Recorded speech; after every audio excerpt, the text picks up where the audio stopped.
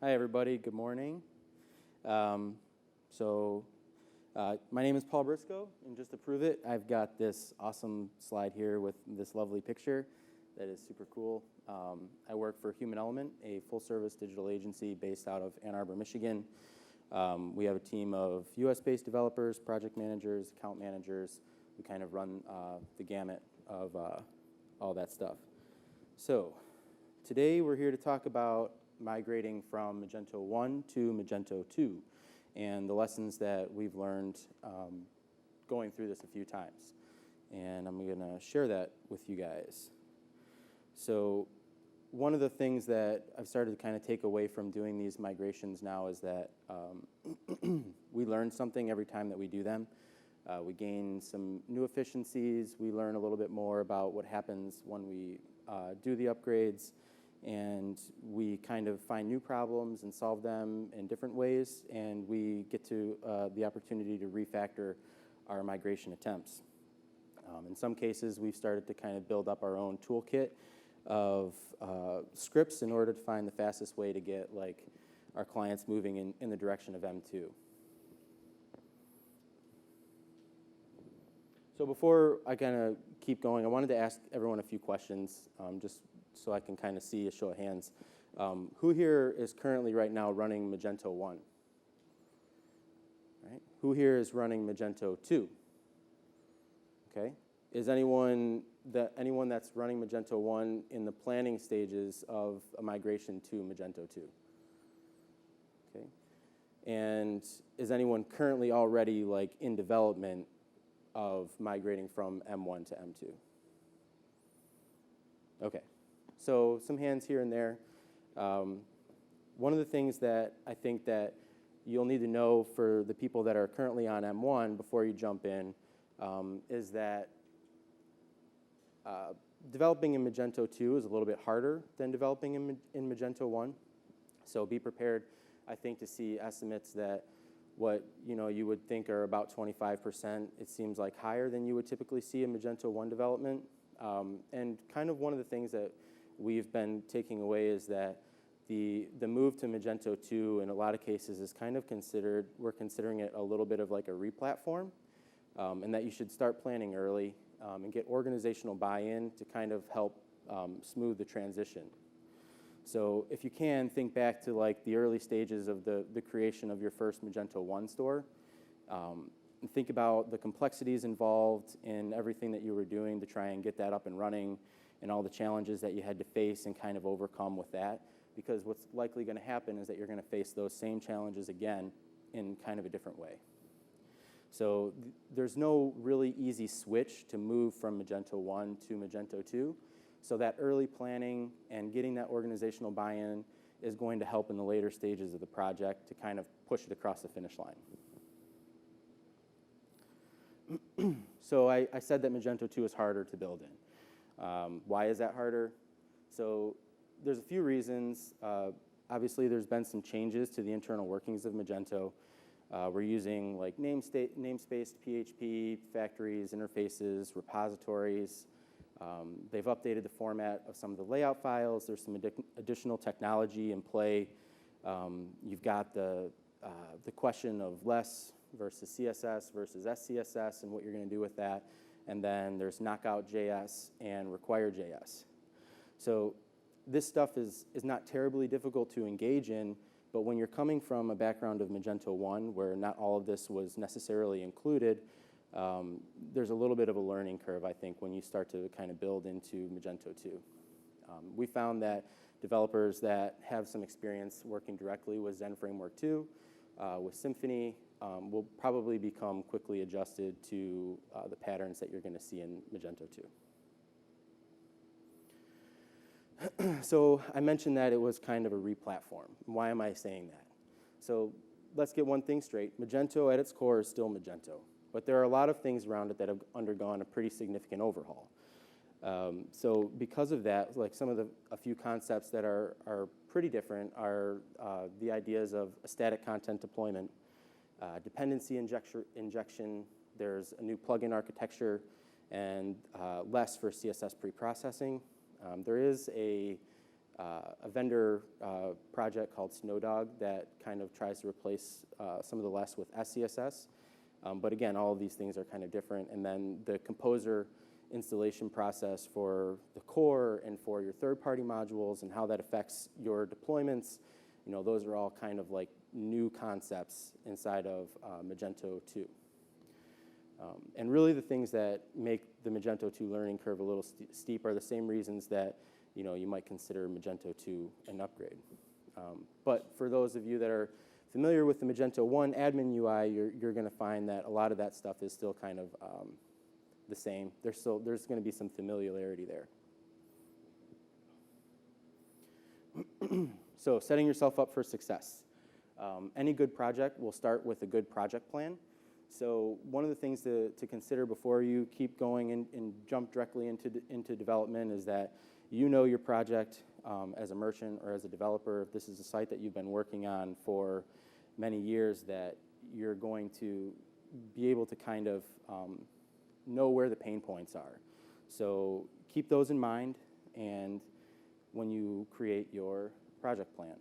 So creating the project plan with estimates and requirements that fit the needs of your project is important.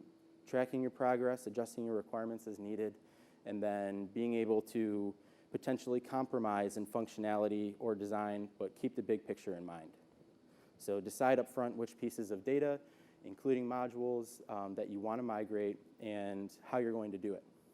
So it gives you the chance to kind of think about your Magento 1 code base, because over the course of years, what we see sometimes is that Magento 1 can become a little bloated. You install a bunch of third-party modules, and you can use this opportunity to refactor your own code. You can slim out some of the modules that maybe aren't needed or some stuff that you're not using anymore, and give yourself the chance to really set yourself up for the future for growth on Magento 2. All right, so this kind of gets us down to hitting some of the data points, and this is where we're going to kind of take a look at some of the migration factors that are going to come into play. And the biggest ones that you're going to look at is orders, products, customers, product attributes, your whole EAV model, like all of your attributes, invoices, shipments, pretty much anything that you've done inside of your Magento 1 store that you want to keep when migrating to your Magento 2 store. One of the things that you're going to be able to use, hopefully, is Magento's data migration toolkit. So the toolkit is a set of scripts that you can hook up to an existing Magento 1 source database, and you can connect it to a Magento 2 database, and it will move as much as possible all of the data that you have in your Magento 1. So it tries to do this by using a bunch of XML mappings to say, here's this attribute, map it to this other class, or ignore it, or a variety of other things. And the data migration part of it is done in 3 steps. There's a settings migration, a data migration, and then a delta migration. So some of the things that we're going to find that are going to be difficult, specifically about the data migration, is that you're going to encounter some issues with integrity constraints or duplicate keys, things like that you're going to actually have to go into the database and look at the data and try and figure out like what's causing this and massage the data. So I'm going to do a little bit of show and tell now about the actual configuration. So this might be a little bit small, but if you can see, what this is kind of showing is the config XML that you can use for the migration tool. And along the side here, what you'll see is that when you install, what you do to install the data migration tool is you compose or require the toolkit, and then once you install it, you'll get all of these different versions for every version, like open source version of Magento, and you can do it from commerce to commerce, open source to open source, or open source to commerce. And so the important thing to note is that you need to match the version that you're using of the tool to the Magento 1 version of the tool that you're upgrading.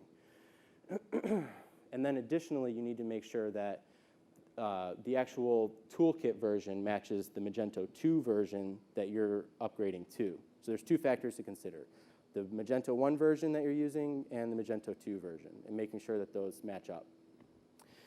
All of these files come with distributed versions. The only ones that you really need to modify are the config XML and the one that you're looking for.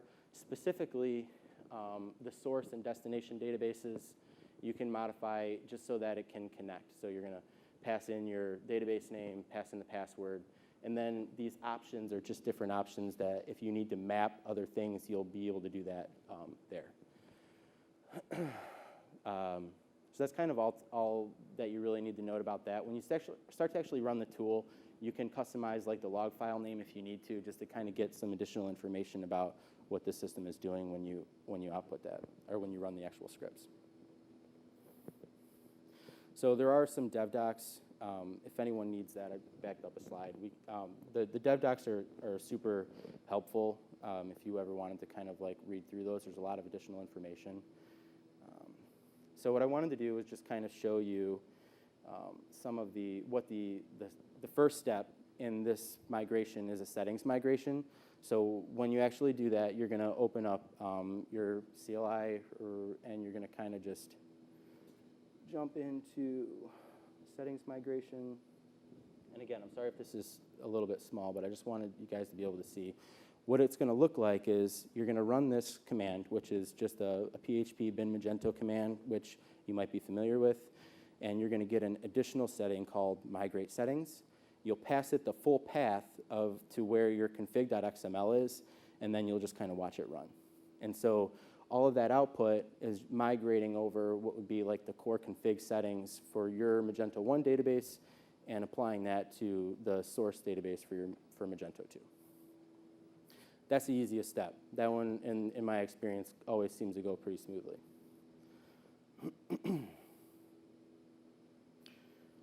So the next part is the data migration. And that starts to get a little, where this is the part that gets a little bit tricky. If you're lucky enough that you get to run through your data migration and you don't get any errors, I'm very happy for you. But in my experience, you're going to encounter at least one or two things. And this is where I was talking about, like, you're going to find some database errors. Like, it just seems like that's kind of what's going to happen. So as like one of the common things that happens is there's in the Magento 1 database, there's an EAV attribute set table. And inside of that, when you install your Magento 1 database, you get all of these attribute set names that get applied to different attribute set IDs. And if they're all default in certain versions of the migration, it spits out an error and says there's duplicate keys on the attribute set name, so you have to kind of go in. And what I did was, because it didn't seem that we really cared about what these actual names were, aside from the ones that we have that are custom, we were able to just kind of like rename those to allow the migration to continue and not error out on what those attribute sets were actually called. Because when the migration runs, it ends up naming them the same thing anyways. So that's just like one of those things that what I've realized is that this is a copy of your production database, right? But it's also a development version. And one of the notes in the tools is that you should have like a couple copies of the databases on hand, because when you run through these, what's going to end up happening is that you're probably going to have to blow away the database, reinstall it, and go through this a few times, because when you run the migration scripts against the database, it will, and they kind of need to, you can't run them all, it seems like, again and again and again. You'll start to get different errors, so it's better to kind of reset to the working state that you started with and then run it from the beginning. So this was kind of one example. If I back up, I can show you what the migrate data, so this is kind of what this is going to look like.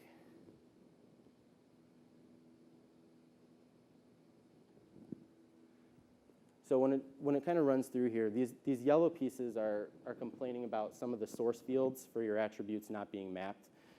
There's a couple options that you can run the data migrate with. One's an auto flag, which kind of tells it to ignore things that aren't mapped. For this demonstration, I just kind of wanted to show you that it will kind of run through here. But where it will fail is like it did at the end on an integrity constraint violation. So once you go in, so that as an example, once you go in and modify these, whatever it's complaining about, then you can kind of get one step further along. And so once I was able to go in and make those default attribute sets change, well, now I get one step further in the process, and I can see, okay, well, now I've got a bunch of classes that don't make sense. And specifically what it's complaining about here is the EAV attribute source models for some third-party extensions that were installed or created. And so if these source models don't have anything to map to in Magento 2, this is where you're going to start to find problems. And this kind of goes back to asking yourself when you're going through, do I need that module? Am I still going to use it? Is there a Magento 2 version of this module that I can install and map this source model to? So those are where you're going to start to make decisions about what do I actually need to do, and like how does it affect the bigger picture of what I'm trying to do here. So in this example, what I did was included in the toolkit, there are some what they call EAV attribute groups. It's an XML file that comes just with a distributed version, but you can come in here and you can modify it. So you can say, all right, for that HE top menu display, which was a category attribute that we added to add some additional display options on categories, I'm going to ignore that because I don't really need it. And for these mana filters, the mana layered navigation in Magento 1, I'm going to ignore those too. And when I was doing this demo, I was like, all right, well, I'm pushing this through. My main goal here is for this to get migrated over, right? So then I decided, well, you know what? After I even got through the source models being okay, what I realized is that, okay, well, now they've added an actual entity type. It's a new entity type, and there's a backend model associated with, or an entity model associated with the actual entity type. And in my experience, there's not a way to ignore entity types. You can only ignore attributes. So what that calls into, what that basically says is the requirement for this would be to map that class to something else in Magento 2. And because I wasn't going to go and find and see if like there is a layered navigation extension because maybe we don't need it, what I decided was, you know what, in this Magento 1 database, I'm going to delete that because I don't need it. So what that allows, if you can massage the data to what you need and kind of allow like stuff like this to get transferred over, that's kind of the point that I'm making, is that you have a copy of the database, you can like kind of pull it back in when you need to, but don't be afraid to kind of massage the data when you need to. So the Delta migration is the last part, and when I originally was like reading about the Delta migration, I think I misunderstood maybe what it was. I thought that what we were going to do is any of the data that migrates over, the Delta migration was going to go in and get anything on top of it, but that's not the case. So what I did was I pulled in a little snippet here from the dev docs that just kind of explains what it is. This is an incremental migration that enables you to migrate only the changes made in Magento 1 since the last time you migrated the data. And so that it would include any data that customers added from the storefront, orders, reviews, and all operations with orders in the Magento admin panel. So that one, let's see here.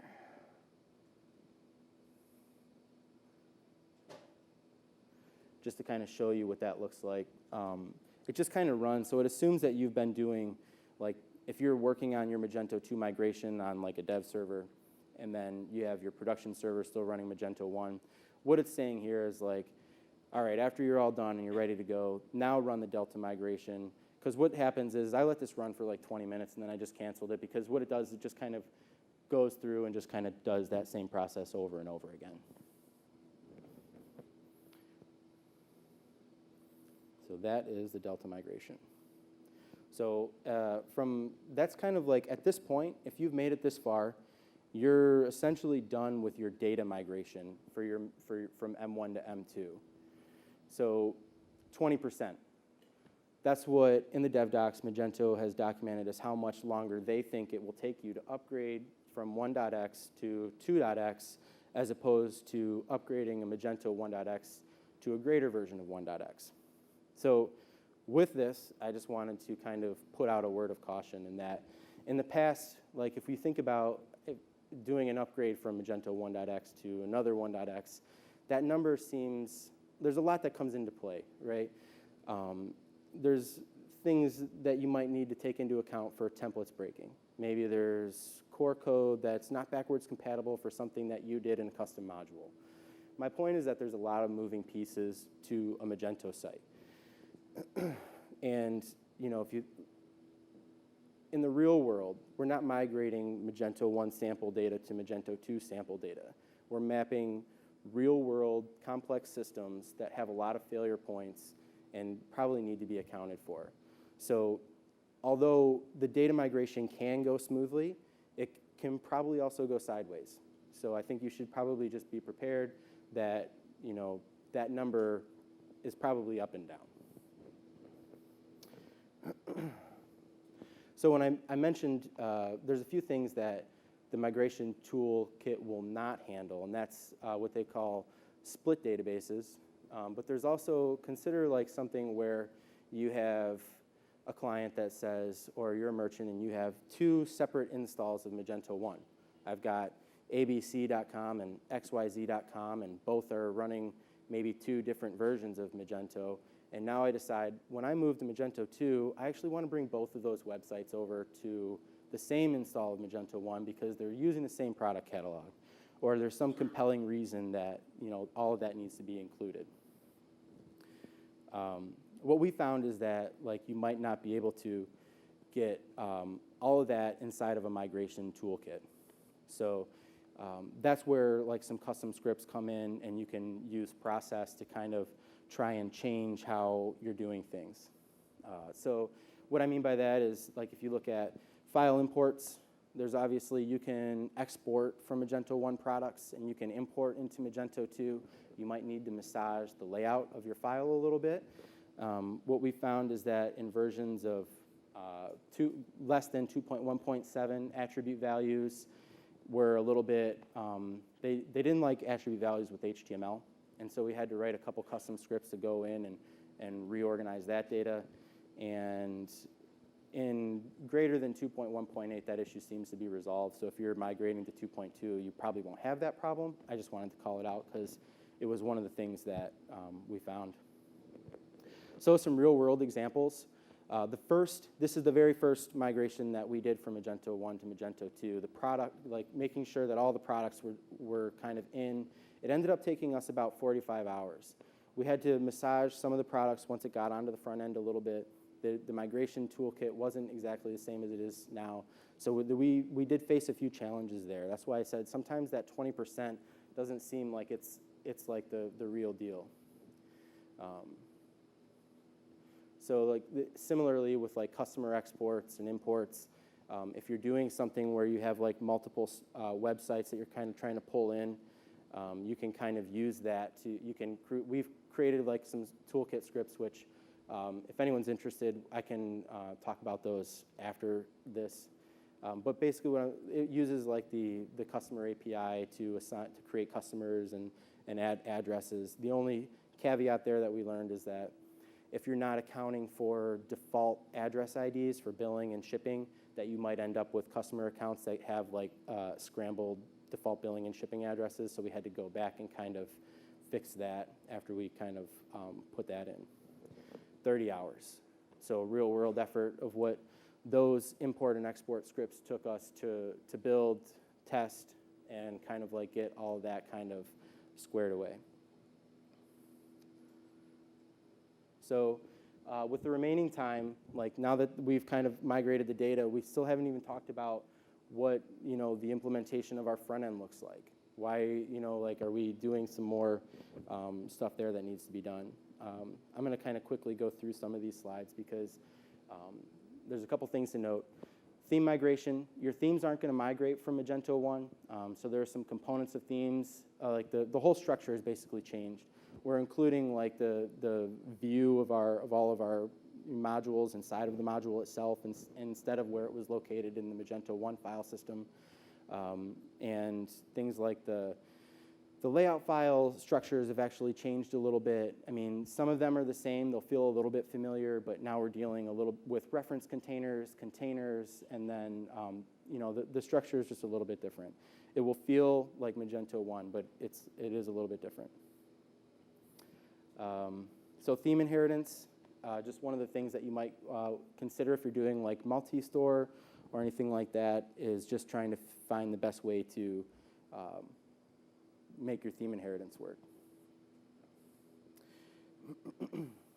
So again, the module migrations, the toolkits are going to be, it's not going to, migrating your actual module code, you can probably get the structure of it, but the interior business logic is going to need to be rebuilt. So that it's going to include things like, you might see after you do the module migration, this get model catalog product. You're going to have to go in and figure out how to create the right injection for the product object, and then recreate all the interior pieces of those functions. What I found, though, is that Alan Storm has a really useful tool out there called Pestle, and that can help you kind of like to create some modules that are pretty interesting. So we use that a lot internally if we're doing like some stuff. This is just kind of like a demo of creating those modules with Pestle. It takes some command line inputs, and then it will actually output like the structure of a module with your vendor namespace and some basic operations for what you need. But I think that the new module structure would end up looking kind of like this, where you have your etc folder. Everything is kind of the same, but what you're going to find inside is that your module registration files are a little bit different. Sequencing is kind of done a little bit differently, and all of your view stuff will be included inside of this file system as well. So I know I kind of like ran through the front end piece of that pretty quickly, just for the sake of time, but that's kind of in a nutshell what you can expect from your migration from Magento 1 to Magento 2, some of the pain points that you might see, and what we've learned and found. So thank you guys for listening.